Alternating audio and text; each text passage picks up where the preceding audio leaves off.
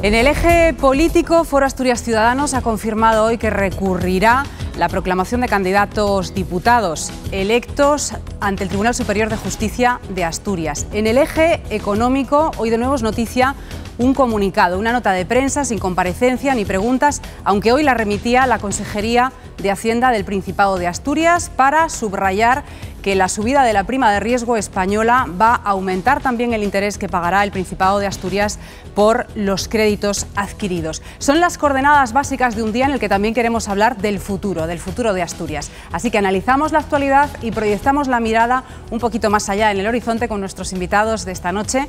Nos acompaña Diego Canga, es el presidente de Compromiso Asturias 21. También está con nosotros Rocío Ardura, periodista, Rubén Rosón, que es estudiante de Medicina y representante de estudiantes en la Universidad de Oviedo, Darío Álvarez, economista. Muy buenas noches, bienvenidos. Gracias a los cuatro por acompañarnos. Como es costumbre en Debate en 30, abrimos con una pregunta de respuesta breve, en una sola palabra. Valoren la situación de Asturias hoy con respecto a hace un año. Diego. Preocupante. Rocío. ¿Qué duda? Mismo circo.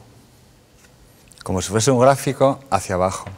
Bueno, pues con alguna palabra además, incluso han apuntado nuestros participantes esta noche en la mesa de Debate en 30, pero vamos a ver también qué han contestado a esta misma pregunta los asturianos en la calle. Hostia, estamos mucho peor, mucho peor. Se tenía que mejorar porque si no vamos a andar todos a tiros. No soy muy optimista, pero pesimista es que no lo quiero ser. No sé si lo soy, pero no lo quiero ser. Pero verdaderamente que está mal. Bueno, yo creo que estamos peor. Por lo menos la cartera se nota, ¿eh? Muy mal y yo creo que cada vez peor y no sé las circunstancias, no sé si es debido a que esto no marcha o es que el gobierno anterior lo dejó muy mal. Cada vez peor, pero en todos los campos, porque los que queremos tener un poco de sensibilidad por la cultura, por la nación, aparte ya de lo económico, vemos que estamos amarrándonos de pies y manos y ya no hace falta que lo vea uno por la calle. A nada que mires la prensa o que sigas un poco las redes sociales, te das cuenta que son agujeros por todas partes. En todo, totalmente.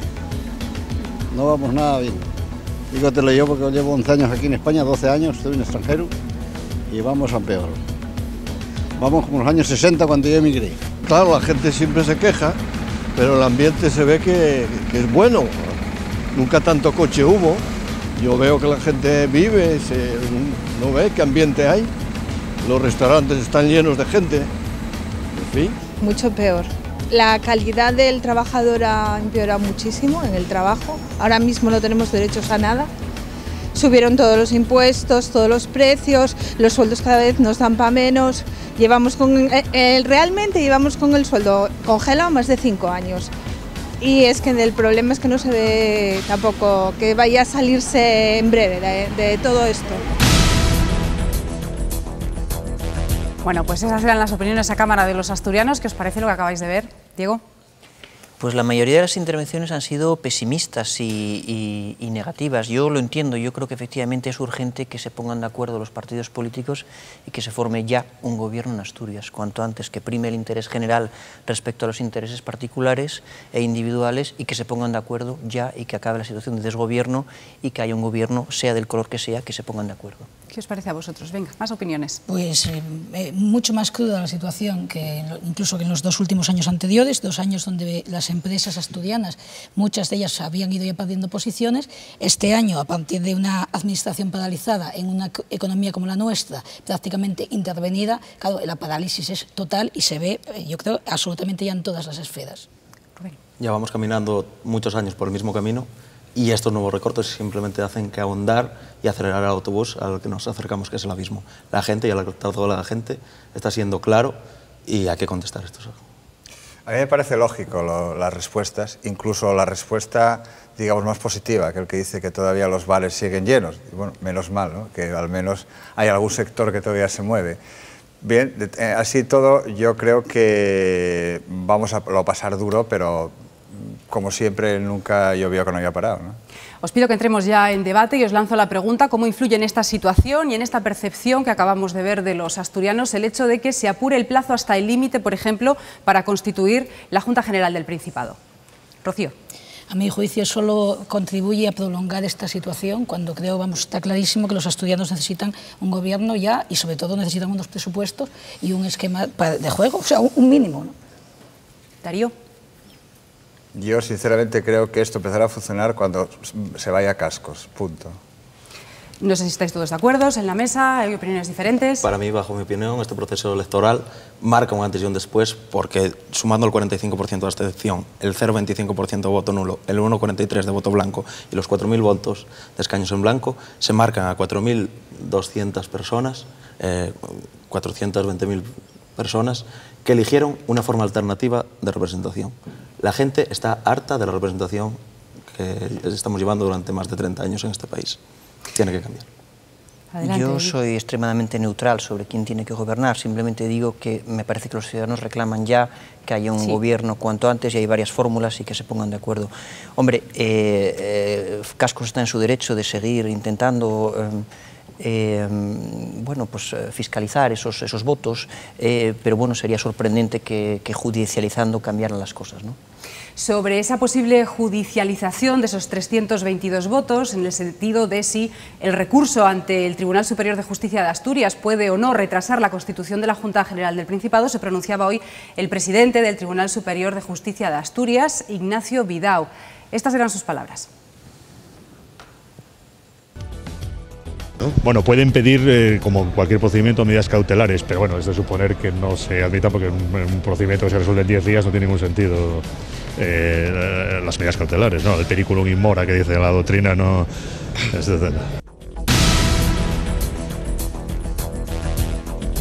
¿Os parece que, a pesar de ese escenario, digamos, judicial, las conversaciones, las negociaciones deberían de avanzar independientemente, de forma paralela, deberían esperar? Rocío. Por supuesto, y vamos, cuanto antes. Yo me reitero que creo que Asturias ahora mismo está en una situación de extrema ya preocupación y que urge un gobierno, y sobre todo, más que un gobierno, yo creo que eso urge unos presupuestos que engrasen de nuevo la maquinaria de la región. ¿Llegaría a tiempo un gobierno en estos plazos para presentar un proyecto de presupuestos en Asturias, Darío?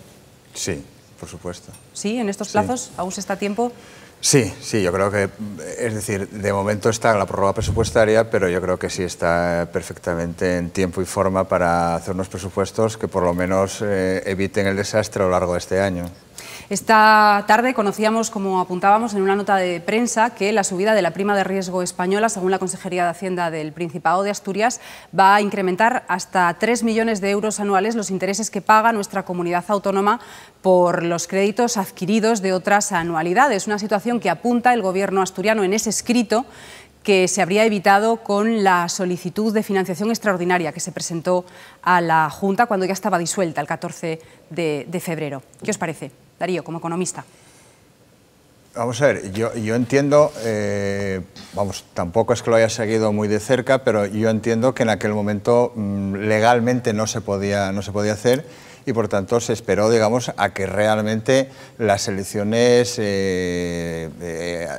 celebradas hace escasas fechas pudiese dar lugar a un gobierno que realmente estableciese unos acuerdos y unas líneas desde el punto de vista económico que diesen solución a algo que se le escapa al pueblo asturiano y al gobierno asturiano, pero que de luego tiene que formar parte de una serie de alternativas a una situación que, aunque se le escape, sí puede tener alguna idea y alguna acción propia para salir del marasmo en el que estamos. Con lo cual, al final, insisto, si no se hizo, yo creo que fue por motivos legales y yo creo que en estos momentos sí es necesario, vuelvo a insistir, en la agilidad y en que nadie empiece a poner tornillos en las ruedas para que esto funcione y si podamos seguir adelante con las líneas políticas y económicas que necesita la región. Sí, adelante, Diego. ¿Me permites un momento volver sobre la pregunta anterior? Sí. Yo creo que en vez de polemizar sobre los 300, 400, los votos que sean, yo he sido uno de esos, yo soy un asturiano que reside en el extranjero, yo he sido uno de esas personas que ha votado en el extranjero. Actualmente es dificilísimo votar, es complicadísimo, me llevó un esfuerzo tremendo votar, pero lo hice con sangre, sudor y lágrimas, y me parece que en vez de polemizar sobre los votos, una de las cosas que podrían hacer los políticos es ocuparse más de los asturianos que residimos en el extranjero y no acordarse de nosotros solamente cuando hay un periodo electoral, sino permanentemente, porque podríamos aportar mucho para nuestra querida región. No me podía contener y decirlo esto. Perdona, Diego, ¿puedo sí, claro. Adelante, ¿tú no crees que en estos momentos están precisamente poniendo todas las pegas para que los emigrantes de una vez no voten? Es decir, porque... Te lo confirmo con experiencia propia, ha sido dificilísimo votar esta vez y yo pago mis impuestos en Asturias como todo el mundo y soy asturiano por los 4 costados. Y sin embargo, porque resido en el extranjero, ha sido dificilísimo. Lleva 1 hora votar solamente para rellenar todo el papeleo, que eso y efectivamente es algo sorprendente para los que pagamos nuestros impuestos aquí y que simplemente trabajamos en el extranjero, que sea tan difícil votar. Y además tenemos la impresión de que los políticos solamente se acuerdan de nosotros cuando hay elecciones, cuando el resto de la vida pues también podemos contribuir. Yo creo, y de nosotros en general. Por tanto, la ley de reforma que yo creo que se debe realizar electoral tendría que también tomar parte en asuntos de los emigrantes, porque yo creo que cada vez se está silenciando más a los emigrantes, ¿no? Rubén, ¿a ti qué te parece? Aún así, bajo mi punto de vista y mi opinión, no hay futuro en las votaciones. Se lleva demostrando durante 40 años en este país y durante 200 en todo el sistema parlamentario que llevamos de esta democracia, o mal llamada democracia, que los problemas de Asturias, de España, y los problemas globales no se solucionan a través de la delegación de la soberanía personal en unos pseudo representantes que, si bien no nos hacen caso en la mayoría de los casos, tienden a hacer caso a quien aprieta, a quien recorta y a quien nos pone en una situación precaria para seguir con la vida.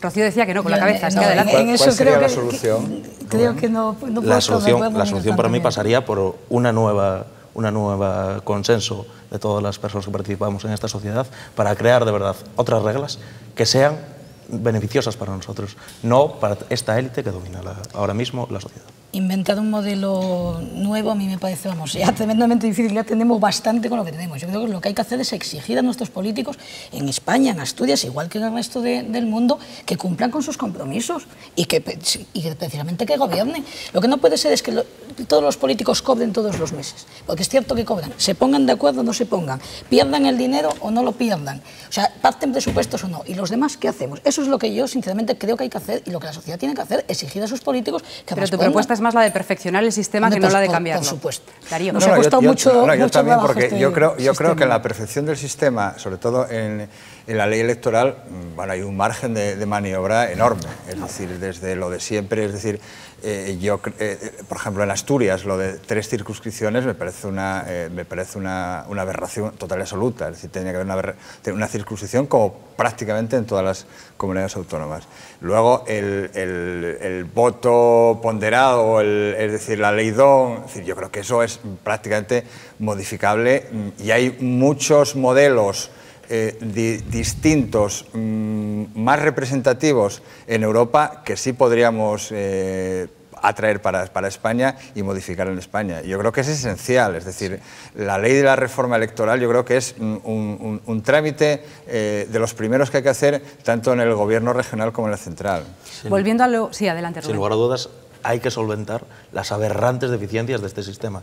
Lo que vosotros estáis comentando, aberrantes deficiencias, como es una ley electoral abusivamente injusta y un trabajo político de nuestros representantes nulo, escaso y en la dirección contraria a la que les piden las personas. Pero eso es distinto. Ahí nos acaba. Eso es distinto. Eso no arregla los problemas. Que luego la representatividad no vaya de acorde con lo que solicitan los ciudadanos, yo creo que eso es un tema distinto. Porque ahí, es decir, ahí los podemos echar cada 4 años, si no nos gustan.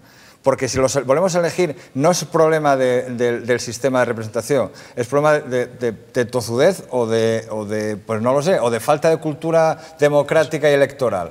Pero son 2 cosas distintas, yo creo, ¿no? Diego asentía con la cabeza. No, ¿Qué sentido? Yo respetuosamente discrepo de lo que dice Rubén. Los políticos los elegimos nosotros, los ciudadanos tenemos la costumbre de echar la culpa a los políticos y yo creo en ocasiones que los políticos son el reflejo de lo que es la ciudadanía.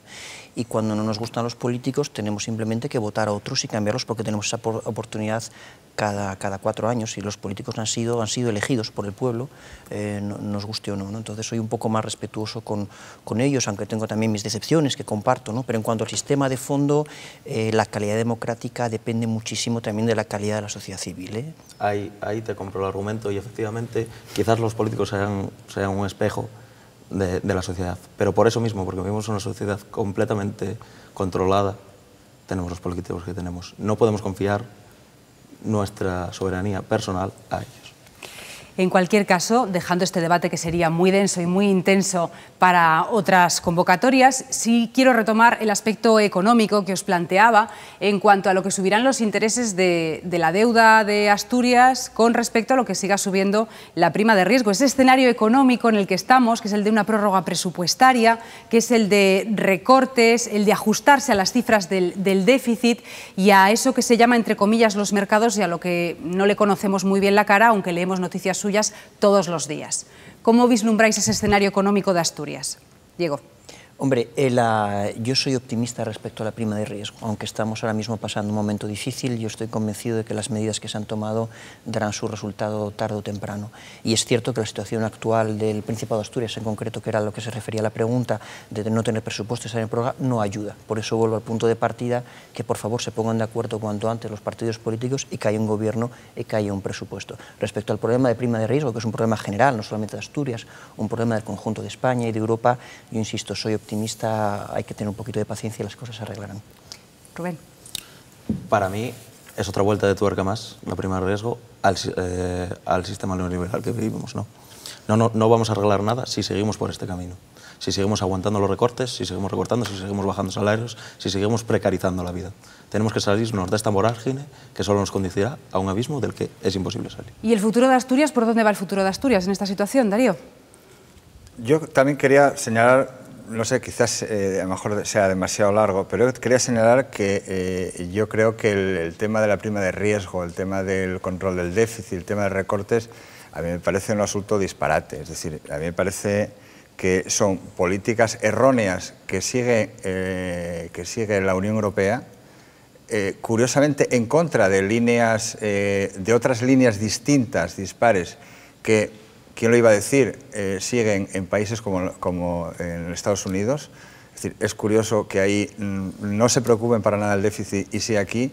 Y, es decir, el caer en el error es una especie, digamos, de rueda que, digamos, cada vez se va haciendo más grande, más pesada y una losa cada vez más difícil de solucionar. Simplemente un dato. Cuando en mayo del 2010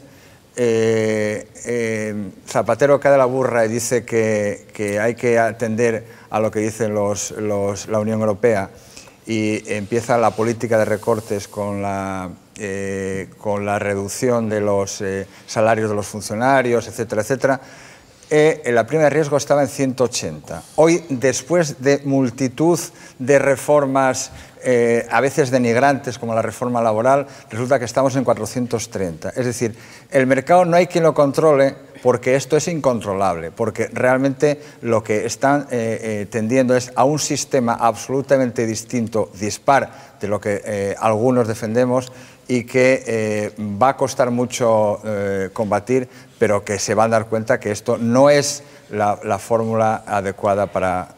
En los discursos políticos de las últimas horas ya no se habla solo de ajustarse al déficit, ya va acompañando ese mensaje otra premisa, que es la de mantener también los objetivos de crecimiento.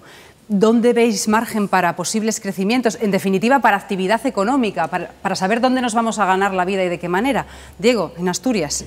Yo soy optimista respecto al futuro de Asturias. Asturias tiene una base industrial sólida, bastante diversificada, que debe modernizar e innovar.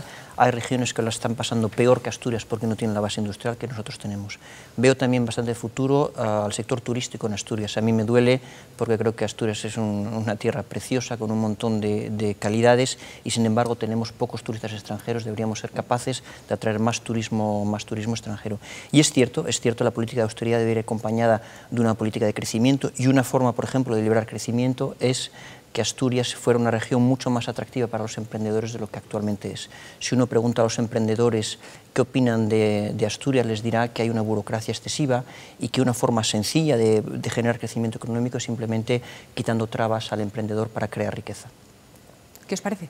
Que el escenario puede ser más o menos complicado, ¿vale? Pero la realidad es que tenemos una región que seguramente hemos vivido por encima de nuestras posibilidades, una región donde si se desenchufa lo público y parece ser que todo acompaña a que va a minorar,se es una región donde los augurios se cierran, es decir, es una región para medio millón de personas, no para 1 millón de personas. Quizás esas personas sí que pueden diversificar en la industria, buscar en la internacionalización un futuro, recibir turistas y cuidarlos adecuadamente, pero sinceramente el resto de la gente más tarde o más temprano va a tener que salir fuera y buscarse la vida, porque daos cuenta también lo amortiguada que está nuestra crisis por el tema pues, de las pensiones que seguimos teniendo y bueno, pues, por una serie de niveles de calidad de vida que siguen ahí, que eso es lo que mantiene seguramente la hostelería y otra serie de servicios, ¿no? ¿Estáis de acuerdo o hay matices y diferencias? No tendremos futuro si no lo luchamos. Si seguimos y continuamos tragando con estos recortes, con estas políticas de recortes que son antagónicas al propio crecimiento, pero incluso hay que oponerse a la propia idea de crecimiento perpetuo que emite este sistema. Es imposible en un planeta de recursos finitos crecer infinitamente. Con lo cual, ese es el primer paradigma y eso es contra lo que hay que luchar. Eso decía Gandhi, luchar contra las ambiciones humanas es muy complicado. Vamos a ver, comparto, insisto, sería largo también el tema, pero yo comparto lo que el amigo Diego nos comenta de la potencialidad que tiene Asturias. De hecho, se demuestra con una seria razón. A pesar de la crisis tan enorme, curiosamente, frente a otras reconversiones y frente a otras épocas de crisis, Asturias tiene una tasa de paro muy por debajo de la media nacional, cosa que nunca sucedió. Con lo cual, eso significa algo, significa que por lo menos hay una estructura bien asentada que yo creo que tiene un potencial endógeno muy importante. Ahora bien, yo sigo partiendo del hecho de que esta es una crisis global, es una crisis, bueno, digamos, los orígenes también sería largo a debatir, pero los orígenes está fundamentalmente en el sistema financiero que no quiere, no puede, no le dejan solucionar nada, porque de hecho está haciendo de juez y parte, y mientras no se solucione digamos, esa crisis global, que en este caso es más bien europea, mientras no se solucione eso, yo creo que vamos a tener muchas dificultades. Eso es mucho más importante que incluso que la crisis de gobierno. De todas maneras, Darío, incluso en momentos muy crudos para esta región, en plena reconversión, había una economía real, es decir, había consumo, poco o mucho, pero había, es decir, las pequeñas empresas quizá no vivían sus grandes momentos, pero se vendía, pues eso, se vendía algún coche, los pequeños negocios, las pequeñas tiendas estaban vendiendo, etc. Ahora mismo eso es lo que está tan paralizado que es donde la gente empieza a tener miedo. Yo os hablo, vamos, que las pequeñas empresas están realmente empezando a pasarlo mal. Ojo, en un momento que estaban en el mejor momento de su historia, sinceramente, bien saneadas económicamente, con gente y trabajadores súper bien preparados, con nuevas tecnologías, aunque sigamos teniendo los problemas de infraestructuras, hombre, es más fácil salir y entrar de Asturias que era hace 20 años. Era un momento estupendo. Y claro, entre la crisis económica general, la financiera, antes un empresario que tenía problemas iba a un banco y, hombre, si acreditaba un tiempo y una solvencia y un trabajo, tenía un crédito, hoy no tiene nada. Es decir, eso está en la base de todo. Si a eso añadimos, claro, que seguimos totalmente estancados desde el punto de vista de la administración pública, la situación es, francamente, yo creo, para muchas pymes desesperada. Digo, no, yo me refería al crecimiento sostenible, al crecimiento durable, no el crecimiento por el crecimiento, que creo que es el crecimiento sobre el cual hay que apostar, sobre la economía verde, sobre las energías renovables. Ese es el crecimiento al cual puede aspirar perfectamente Asturias, porque tiene los recursos humanos y el patrimonio natural asturiano es extremadamente rico. Sobre eso yo soy más optimista y veo que efectivamente se pueden hacer las cosas bien, como están haciendo otros, O sea, no pensemos que aquí en Asturias somos el centro del universo, la única región que tiene problemas, no, en absoluto. Hay otras regiones que han pasado por los mismos procesos que nosotros, han apostado por un crecimiento sostenible y durable y les ha ido muy bien. E insisto, en Asturias tenemos una naturaleza privilegiada, mucha gente muy buena y yo veo el futuro con optimismo, pero para eso hay que dejarse la piel en el pecho. Recojo un guante que lanzaba Rocío y que era el de la población de Asturias. El futuro de Asturias pasa por reducir la población hasta eso, dejarla en la mitad de lo que somos hoy, de ese 1 millón de habitantes. Yo ahí, con respeto, discrepo. Yo creo que Asturias necesitaría más habitantes, precisamente.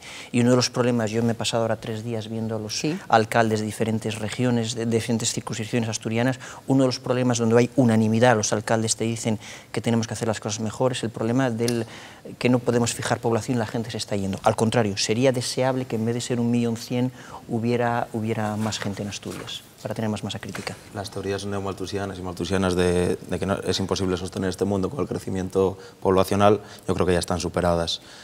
Existen recursos suficientes en el planeta para sostener este mundo de una manera sostenible. Lo que pasa es que hay que saber administrarlos y gestionarlos bien. No puede ser que el 80% de las personas tengan el 20% de la riqueza.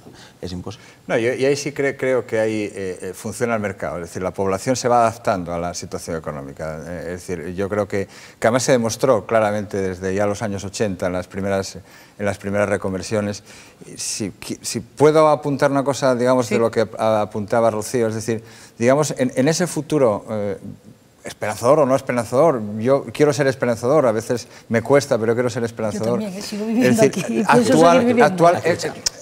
Lo pongo en referencia, digamos, a otros procesos que yo los viví también muy de cerca, tanto en los años 80 como en los años 90. Es decir, ahí siempre, digamos, había una puerta de salida muy costosa, muy difícil, a veces muy combatida,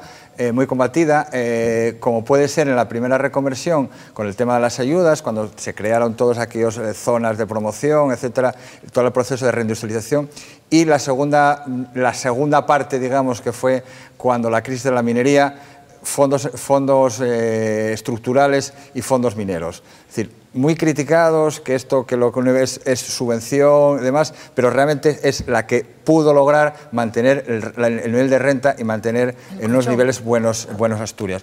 Por eso yo creo ahora es mucho más difícil, porque la crisis es global, porque las soluciones son más globales, pero también yo creo que hay una parte endógena que sí podemos sacar de ello. Voy a introducir un matiz a esa globalización que tú apuntas, y es una noticia que conocíamos hoy, que dice que hay un importante grupo de ingeniería alemán que está buscando 400 ingenieros, y los está buscando en España, en Italia y en Grecia, los países del sur de Europa, más castigados por las circunstancias económicas. La pregunta es clara: ¿por qué hay trabajo para esa cualificación en Alemania y no lo hay en España, en Italia o en Grecia? Que han invertido sus recursos como país en formar a esos profesionales. Cuando nos obligaron a desinstitucionalizarnos en los años 80, cuando entramos en la Unión Europea, era precisamente para eso. Nosotros teníamos que ser un país de servicios y de turistas. Con lo cual, ¿para qué teníamos industria? Si ya la tenía Alemania y Francia. Y ahora lo que ellos necesitan es el sistema público de educación en España que erija a esos ingenieros y que sea una mano de obra barata, porque no estarán en ese mismo país, no tendrán las condiciones necesarias para cobrar lo mismo que los alemanes, seguro que no cobrarán lo mismo que un ingeniero alemán, y que les sale muy barato. Diego. En este momento que hay 5 millones y pico de parados en España, hay 1 millón y pico de puestos de trabajo libres en la Unión Europea. Es la red EURES, que se llama, que tenemos en la Unión Europea, que permite saber dónde hay puestos de trabajo. Entonces, efectivamente, uno de los países que más puestos de trabajo ofrece es Alemania, y también los países escandinavos, y es cierto que se buscan ingenieros del sur, porque son especialmente buenos nuestros ingenieros. No estoy totalmente de acuerdo con Rubén. Yo vivo en el extranjero hace 20 años y entonces pues tengo muchos amigos que trabajan en Alemania y son tratados exactamente igual que los alemanes, como yo soy tratado exactamente igual que los belgas. Una cuestión, decía Darío antes, de oferta y demanda. Efectivamente, hay gente buena en España, nuestro mercado laboral no es capaz de absorber esa gente. En Alemania sí que es capaz, pero no es porque ha habido una idea, vamos a hacer nosotros, Francia, Alemania, nos repartimos la industria, los países del sur se dedican solamente a los servicios. No, eso es lo que ha pasado. No, y yo creo que no ha pasado, y la prueba es que, por ejemplo, aquí, acabo de decir hace poco, en Asturias afortunadamente tenemos industria, no solamente en Asturias, en España también no está desmantelada, hay gente que trabaja y hace un excelente trabajo en Asturias en la industria, y no solamente en España, sino también otros países de Europa tienen también una fantástica industria, y no solamente Francia y Alemania, por muy fuerte que sean Francia y Alemania. Estamos en la recta final de programa, se han ido consumiendo poco a poco los 30 minutos de debate en 30, pero os pido, para finalizar, precisamente por orden también, una conclusión en 30 segundos, con perspectiva de futuro de Asturias? ¿El más inmediato, el medio o el largo? Eso queda a vuestro criterio. Diego, en 30. Yo un futuro de esperanza y de trabajo, o sea, noto un pesimismo generalizado que me preocupa, por supuesto que la situación está complicada, pero tenemos que tener fe en nosotros mismos, los asturianos, porque podemos salir adelante de esta.